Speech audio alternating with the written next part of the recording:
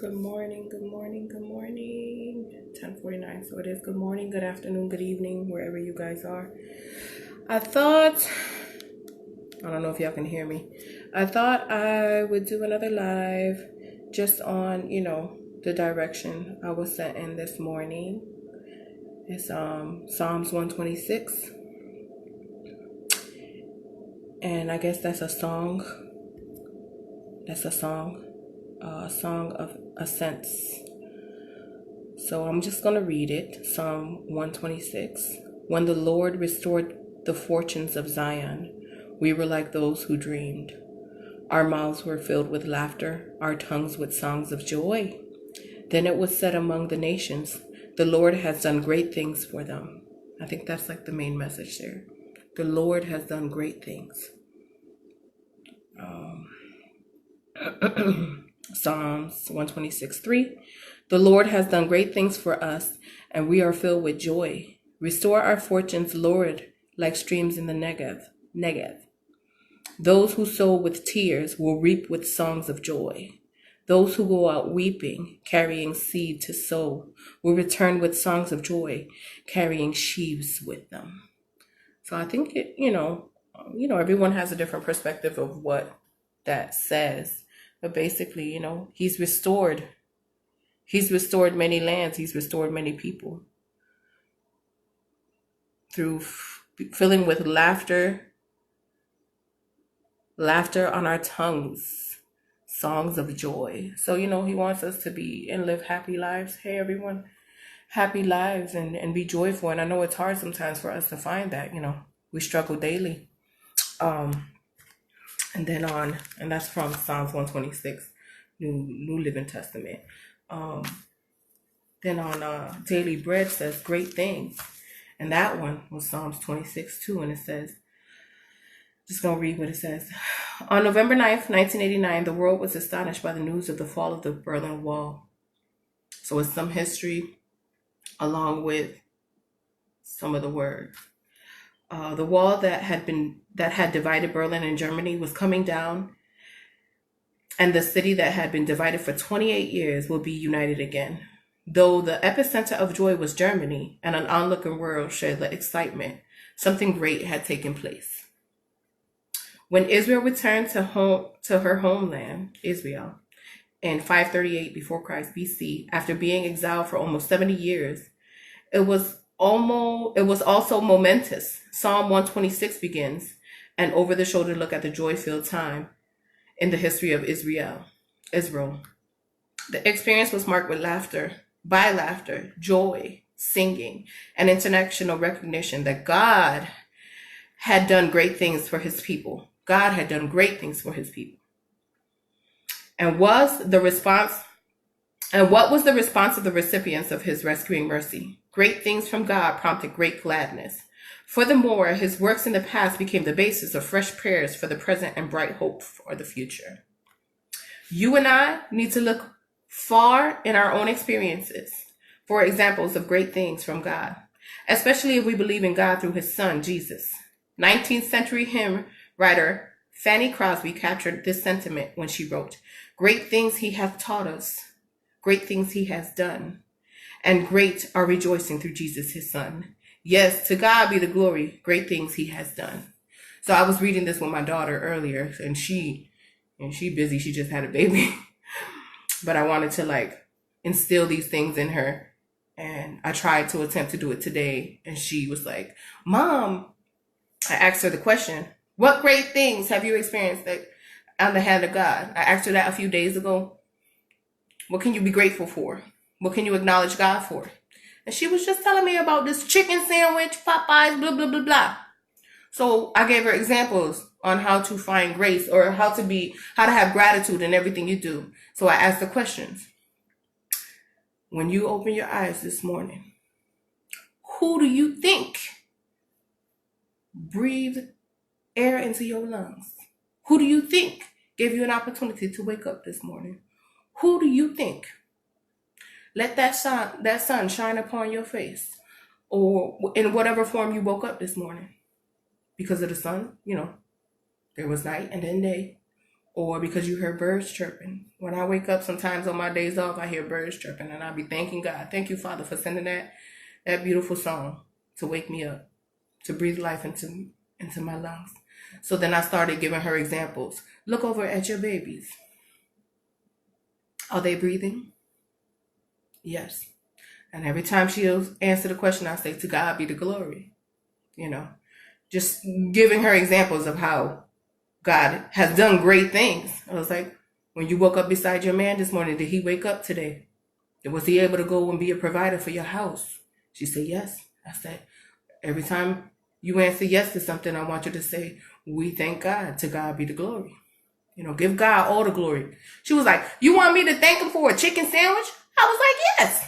Thank you for the technology to look up the recipe for that chicken sandwich, to be able to provide your daily bread. Daily bread doesn't have to necessarily be bread. It could be a word. It could be food. It could be anything, a roof over your head, anything. So be grateful for that. So she started taking account on things she did for the day. And she was like, Mom, I feel so energized. And I'm like, yeah, give God the glory. Why were you energized? Because you got a good night's rest. You were able to get a good night's rest because the angels protected you overnight. God made sure that you had someone covering you. So I'm trying to slowly give her examples of everything you could be grateful for. So Psalm 126 says, what then shall we say in response to these things? If God is for us, who can be against us? So no weapon formed against me shall prosper. If God is for you, who could be against you? Psalm 126, great things in the past can inspire great joy and great prayer and great hope. So, everybody try to find some gratitude, and understand that God does great things. So ask yourselves, what great things have you experienced in the hand of God? It could be the littlest thing. To God be the glory. How does reflecting on these increase your trust and hope in God? So being grateful for everything. Being grateful that you didn't break your ankle while you were walking. Opening the door. Being grateful to have a roof over your head. Air in your lungs. Not worrying about everything that's going on outside of you. Outside of just being. Thank God for being there. And then I was reading Our Daily Bread, and it's so crazy because it's, tears are like rain. So I'm the first one to confess that I'm a very sensitive soul, a very deep soul, and I do find myself crying, or I feel like it takes strength to cry because we want to cater to the world, as far as how the world sees us. We want to cater to that. And, if you cry, that's weak. If you show, you crying, that's a show of weakness. But for me, I think it's strength. It's how I find my strength. It's clearing out all the negativity. It's like washing away, just like rain. When it rains and the world has to be renewed, doesn't it? It rains and it washes away, like if we're experiencing pollen or whatever, all those, it washes that away, So tears are cleansing to the soul, So what this says is, tears are like rain. They loosen up our soul so we can grow in different directions. Virginia Cassie. Full self-expression softens our being, while self-reservation makes us brittle. So full self-expression softens our being, while when we reserve ourselves, it makes us brittle, harsh. We hold on to resentment, anger. It says don't hold on to it, right? Or sadness. It'll just kill you from the inside. Our wholeness is enhanced each time we openly acknowledge our feelings and share our many secrets. The tears that soften accompany self-disclosure, self-assessment, or the frustration of being stuck seem to shift whatever blocks we have put in our paths. At each stage of our lives, we are preparing for yet another stage. Thank you, Mom. You're welcome. Our growth patterns will vary, first in switch directions, but it's necessary. Let me do that. At each of our lives, we are preparing for yet another stage. Our growth patterns will vary, first in one direction, then in another. It's not easy to switch directions, but it's necessary. We become vulnerable, accept the spiritual guidance offered by others and found within, and the transition from one stage two-stage will be smooth. Tears shed on the rocky places of our lives can make tiny pebbles out of boulders that block our paths. We also need to let those tears wash away the blinders covering our eyes. Tears can help us see anew if we're willing to look straight ahead, clearly, openly, and with expectation of a better view. Tears nurture the inner me. They soften my rootedness to old behavior. They lessen my resistance to new growth. So, over here we're saying in Psalms 126, restore our fortunes, Lord, like streams in the Negev. Those who sow with tears will reap with songs of joy. So, both different concepts, but all gratitude. You ever get something good happening in your life, and I'm the first one to cry tears of joy when I'm happy. Like when my granddaughter was born on the 22nd, second granddaughter at that, very blessed. I started crying because I was just grateful that she was here safe, that my daughter got through it safe. So aren't we the first ones to reap the tears of joy, to cry? It cleanses away any worries, any fears, anything, so, it's important to be able to express yourself, to be grateful. You experience tears for different reasons, and I feel that it's a sense of strength because it's helping clear things out. It's helping cleanse the soul, as I tell everyone. So I think Psalm 126 has something to do with that, with, question, what great things have you experienced from the hand of God? So, great things have you experienced from the hand of God? Ask yourselves that. And it's been kind of difficult to try to do these. I've been very busy and I try to do these, but I want to be pointed in direction. I want God to guide me in the direction that He wants me to share something. And I really wanted to share something personal. I am never one to feel real lonely because I just I try to rely on the word and inspiration and motivation and stuff like that. But the last few days I was feeling lonely. And then this morning I got like a little epiphany of sort, or a reminder. God reminded me of how good He is and how grateful I should be. Because when I moved out down south, for whatever reasons, I'll get into that another time, I didn't think I would be able to come and visit. I left my daughter, my daughter raising her children. I left everything I knew to, what I called it, take a leap of faith and trust God on this journey that I'm in. Never once in 37 years or even generations before have people really just, I think I had one uncle who left the state and actually lived somewhere, and we never heard from him again, and very rarely. So never once in our generation have we seen people who just, or have you experienced people who just leave and start over and fresh and actually make it and, not come back and stuff like that. So this morning, I didn't think that when I was taking this leap of faith, I'd be able to come back and visit. So I was taking account how good God was, because I was telling myself, man, I haven't been to Connecticut since April.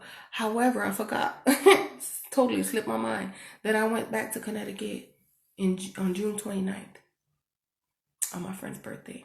Happy birthday, Lisa. Happy belated, And I totally forgot. And then I started thinking, I went back April. I went back October.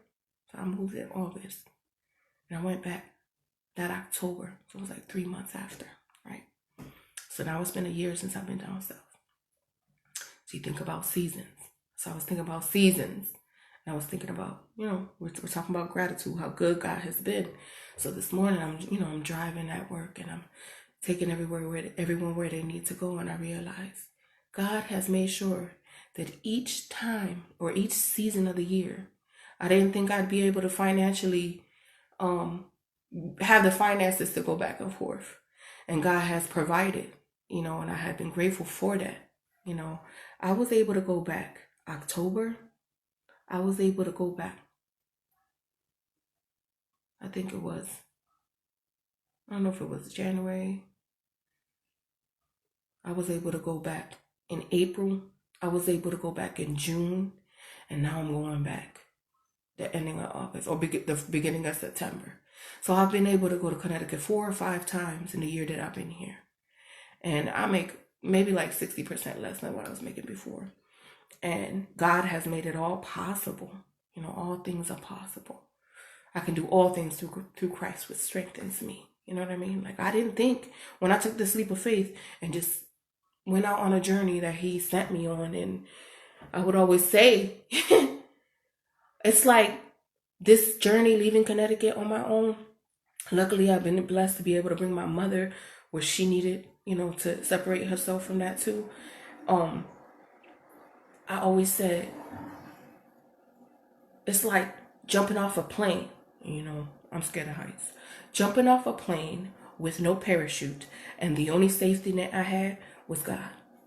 So I would always tell myself, and I didn't even know what to expect, my safety net is God. So it's like, I'm trusting him. I'm trusting him no matter what happens. I'm trusting him. It's like not having a parachute, jumping out of a helicopter or an airplane, thousands of feet in the air. And right now I feel like I'm soaring. Even though I was experiencing sadness or loneliness a few days ago, boom, God provided exactly what I needed. I needed to go back and experience and meet my granddaughters, meet my new granddaughter, be around love, family. I love you, Titi. He's able to provide. So I was able to see, I was like forgetting that I had been able to go out there as much as I have been. So it was him to remind me of how good he's been to me, that I have my needs met.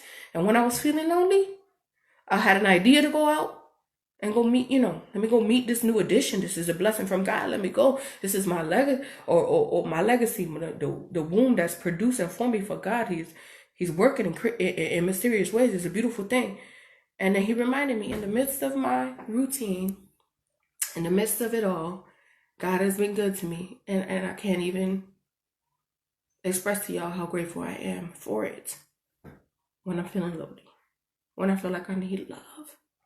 He provides everything I need. So I'm going to go get that love. I'm going to go be that love. That I am love. God is love. And I'm grateful to that. For him to provide those things, to be able to make sure that it's possible without no worries. So again, great things in the past can inspire great joy, great prayer, and great hope. Psalms 126. Remember that. Read that if y'all can. There is a Bible app. You don't have a Bible, there is a Bible app. Y'all all got phones or computer access or something. What then shall we say in response to these things? If God is for us, who could be against us? So on this journey that I've been in, it's been ups and downs, but he knew that I can handle everything that I'm facing. He knew that I had to take setbacks to be able to have greatness, and throughout it all, we got to be grateful with everything. I'm grateful that I was able to drive from work. I commute half hour and back every day that I work. And I'm grateful that he's able to provide protection and my alertness and awareness. And so hopefully this has touched someone. Maybe somebody needs to hear it. I remember what I say, about share to someone how good he's been. How good has God been to you? And some people can't even see, they don't even know that God provides. Is that my brother Angel? Hey, Bote, I love you. I'm coming down. Hopefully I get to see you. He provides everything we need. It might not be what we want. We might not be where we want to be. But he will make sure we have what we need. And just be able to recognize and acknowledge that he provides it all. He is great. God is good. And like air in your lungs, an opportunity to provide for your family. Everything.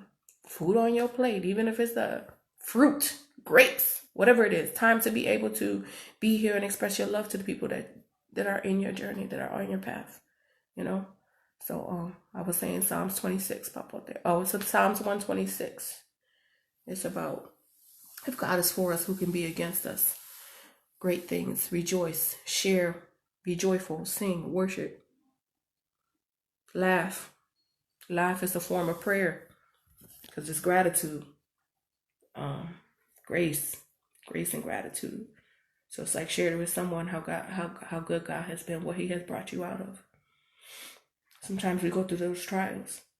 Well, not sometimes. We go through trials so that we can be able to say how God provided a way out of those tribulations, the strength to get through it, to get through the storm. You know, God is good all the time. Be blessed. And it's okay to be vulnerable, to be able to express your joy, to be able to express when you're healing, you know. I don't know what else to say here. So great things in the past can inspire great joy, great prayer, and great hope for the future. Be the best you can. I love you guys. Titi Wanda, I see you, Papote. I love you guys. I swipe the comments so I don't get distracted, but I know some people's profile pictures in the bubbles. I love you guys. I will see you guys soon. Be grateful for everything. Hopefully I'll get to see everyone. I'm going to be there for a whole week, y'all. I think like 9 days, 10 days. So let's make the best of it. Let's make the best of today. Let's thrive. Let's love each other. Smile at a stranger. I always say that. You never know how you're changing somebody's day. Psalm 126.